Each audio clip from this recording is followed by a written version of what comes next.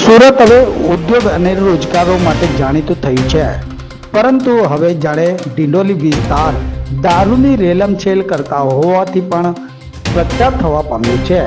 ડિંડોલી વિસ્તારમાં ખુલ્લેઆમ દારૂ વેચાણ થતા હોવાના વિડીયો વાયરલ થયા છે, ત્યારે સ્થાનિક પોલીસ પણ આવા ધંધા સંચાલકોને પરમિશન આપી હપ્તા રૂપિયા ઉઘરાવી પોતાનો ખર્ચો કાઢતા હોવાનું સામે આવી રહ્યું છે।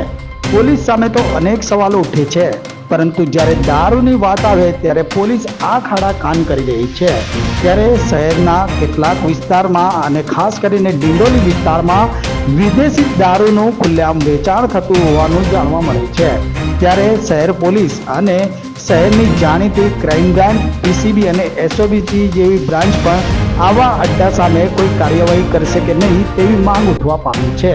હાલ તો ડિંડોલી પોલીસ સામે દારૂ વેચાણના મામલે અનેક સવાલો ઉઠ્યા છે।